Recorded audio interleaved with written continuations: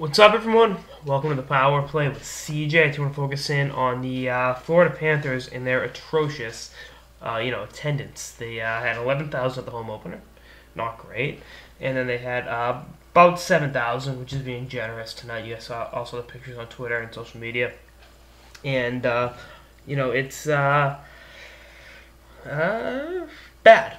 Let's just keep it blunt. It's not good.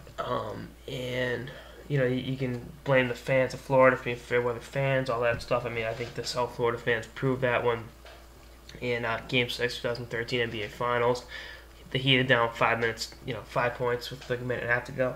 They storm out of the arena. Next thing you know, they get a bucket, get the turnover. Ray Allen hits a three to tie the game. They win the game, go on to win Game 7 next night in Miami.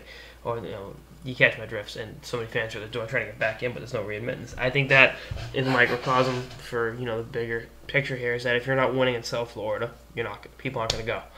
That's just long and short. Except the Dolphins, people tend to love the Miami Dolphins, but the ownership group wants to spend money, even though they haven't done so effectively. I mean, Willie Mitchell, Dave Bolin, and Luongo are you're shelling out big money for those guys, and they're all. None of them are exactly NHL superstars. The closest thing you have to one, Luongo is 35 years old and isn't getting any younger. I mean, let's call it what it is. And the team's been bad. They're 0-2 in the season. They just they're not doing things that they should be doing. They're 0-3, excuse me. And I know that people were saying they're going to be improved and all stuff. I said they're worse than they were last year. Maybe the on ice product is on paper better. But at the same time, you're looking at David Bolin is not a 50-goal scorer. He's not a 30-goal scorer.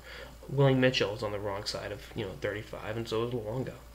Do I think Luongo will have a decent year for him? Yeah, I mean they lose 1-0 to the Senators tonight. You can't pin that on Roberto, but at the same time, there's got to be accountability from the organization, and I think relocation is a legitimate argument here because they're losing a shitload of money in Sunrise and Fort Lauderdale, and I think ownership group wants to stay in South Florida, but you can only hemorrhage money for so long before you say, what do you want us to do? And, I think they're, hockey has worked in southern markets. It works in Tampa. Why? They have a great organization. They've always had good players. You get LeCavier with the number one pick. You get Stamkos with the number one pick. Marty St. Louis falls to mana from heaven. And, this year they're a legitimate Stanley Cup. They've won a Stanley Cup before. And, I think they have to play well and really market that product effectively to get fans to go to games. And I think Tampa's a very, very underrated hockey market. I've been down there for 4 years.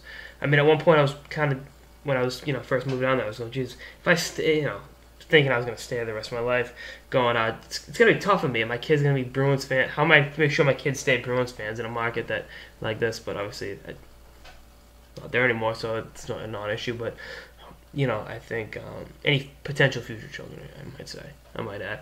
But same thing with, why can't the Panthers do that? They've had a Stanley Cup final run. They've had some decent players. Pavel Bure played for them, but that was the last time they were, legitimately relevant. I mean, the playoff run a couple years ago, the Game 7 thing, that was a cute story. They've been atrocious since then. Aaron Ekblad's something to get excited about, but, he's not Connor McDavid. I like Aaron Ekblad as a player, but he's not Connor McDavid. He's not Jack Eichel. I mean, they're going to have to be atrocious again this year to try to get one of those guys. And have another year of losing, a ton of money, and then what? But we'll see what happens. It's not a good look for the future of hockey in South Florida. But I don't think anything's imminent. But I think you'd be foolish to rule them out, to rule out a relocation move. But, we'll see what happens. Anyway, that's our next episode of the Power Play with CJ on the Florida Panthers' abysmal attendance. Stay tuned for episodes throughout the season and beyond. Later, guys.